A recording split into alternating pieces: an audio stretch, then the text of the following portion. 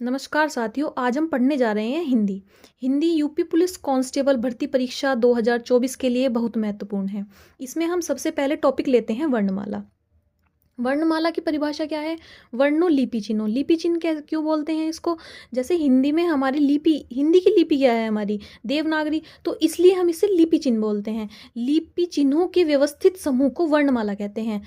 अब वर्ण किसे कहते हैं? वर्ण ध्वनि का लिखित रूप होता है और ध्वनि वर्ण का मौखिक रूप होता है।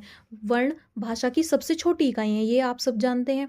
अब आगे पढ़ते हैं। वर्ण कितने प्रकार के होते हैं? वर्ण दो प्रकार के होते हैं, स्वर और व्यंजन। स्वर क्या होते हैं? ए से अन तक स्वर होते हैं और कै से जे जानी तक व्यंजन होते हैं। अब हम पढ़ते हैं स्वर क्या होते हैं।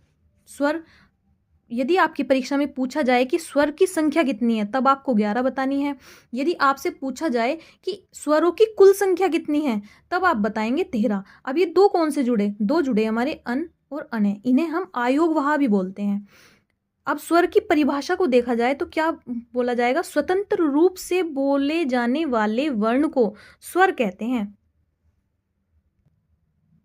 अब हम देखते हैं स्वर के प्रकार कितने होते हैं।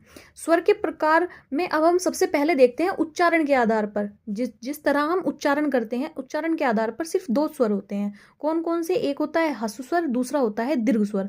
ह्रस्व स्वर कौन सा होता है? जिन स्वरों के उच्चारण में कम समय लगता है उन्हें ह्रस्व स्वर कहते हैं। इन्हें लघु स्वर भी कहा जाता है। ह्रस्व स्वर को हम लघु स्वर भी कहेंगे। ये 4 होते हैं। कौन कौन से होते हैं? ए, ई, उ, री। दूसरा आता है हमारा दीर्घ स्वर। दीर्घ स्वर कौन सा होता है? जिन स्वरों के उच्चारण में लघु स्वर के उच्चारण से, लघु स्वर क्योंकि ह्रस्व स्वर हो गया हमारा, इससे 2 गुना समय लगता है, उन्हें दीर्घ स्वर कहते हैं। ये 7 होते हैं। आ, ई, उ, ए, ऐ, ओ, औ। आगे देखते हैं हम उत्पत्ति के आधार पर कि जो उत्पत्ति होती है इनकी, उसके आधार पर स्वर 2 प्रकार के होते हैं। पहला मूल स्वर। मूल स्वर कितने होते हैं? 4। ए, ई, उ, री। दूसरा होता है हमारा संधि या संध्य स्वर। जो स्वर मूल स्वर के आपस में जुड़ने से, जो इनके आपस में जुड़ने से बनते हैं, उन्हें संध्य स्वर कहते हैं। अब ये संध्य स्वर भी 2 प्रकार के होते हैं। कौन कौन से? पहला होता है मूल दीर्घ स्वर। मूल दीर्घ स्वर में आपके 3 आते हैं, आ, ई, उ। आ किससे मिलके बना है? ए प्लस ए, आ बनाते हैं। ई प्लस ई मिलकर बड़ी ई का निर्माण करते हैं। छोटा ऊ मिलकर बड़े ऊ का निर्माण करते हैं। अब आते हैं हम संयुक्त स्वर। आपने संयुक्त व्यंजन तो पढ़े ही होंगे, लेकिन संयुक्त स्वर भी होते हैं। संयुक्त स्वर कौन से होते हैं? ए, ऐ, ओ, औ। अब हम देखते हैं ए किससे मिलकर बना होता है। ए मिलकर बना होता है हमारा ए और ई से मिलकर बना होता है, और ए और ऐ से मिलकर बना होता है ऐ। अब हम देखते हैं ओ किससे मिलकर बना होता है। ए और ऊ मिलकर ओ बनाते हैं, और ए और ओ मिलकर औ बनाते हैं।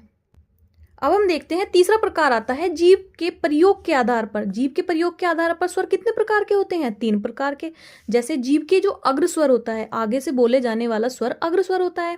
तो अग्र जीभ का जो अगला भाग है, अग्र स्वर कौन से होते हैं? जिन स्वरों के उच्चारण में जीभ का अगला भाग प्रयोग में आता है, उन्हें अग्र स्वर कहते हैं। कौन कौन से? ई, ऐ, री। इसमें आपको एक चीज याद रखनी है, जो चीज ऐसे ढलान की तरफ जा रही है वो आपकी अग्र स्वर में आएगी। री को आप याद कर सकते हैं। दूसरा है हमारा मध्य स्वर। मध्य स्वर कौन सा होता है हमारा? जिन स्वरों के उच्चारण में जीभ का मध्य भाग प्रयोग में आता है। ठीक, कौन सा होता है? ए। तीसरा है हमारा पश्च स्वर। पश्च स्वर कौन सा होता है? जो जीभ के पिछले भाग से बोला जाए। अब कौन सा होता है ये? आ, उ, औ, ओ, औ। चौथा प्रकार होता है हमारा ओष्ठ या होठों की स्थिति के आधार पर। ये होता है हमारा 2 प्रकार का। कौन कौन सा? आवर्तमुखी और विवर्तमुखी।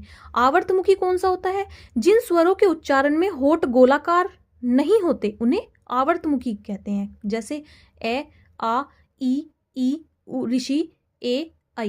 और विवर्तमुखी जिसमें मतलब पूरा गोल होता है, होठ जो है गोलाकार होते हैं। जैसे उ, बड़ाऊ, ओ, औ। अब हम देखते हैं स्वरों का उच्चारण कहाँ कहाँ से होता है। सिर्फ स्वरों का उच्चारण देख रहे हैं हम। अब वर्ण ले रहे हैं हम। स्वर ए, आ।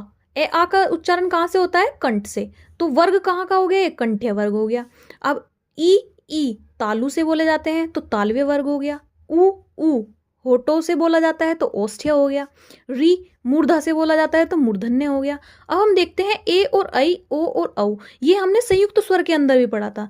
इनको याद करना आपको और भी आसान है। जैसे हमने संयुक्त स्वर में पढ़ा था कि ए हमारा किससे मिलकर बना था, ए और ई से। तो अब हम यहाँ देखते हैं ए और ई। ए किससे बोला जा रहा है, कंठ से। ई किससे बोला जा रहा है, तालु से।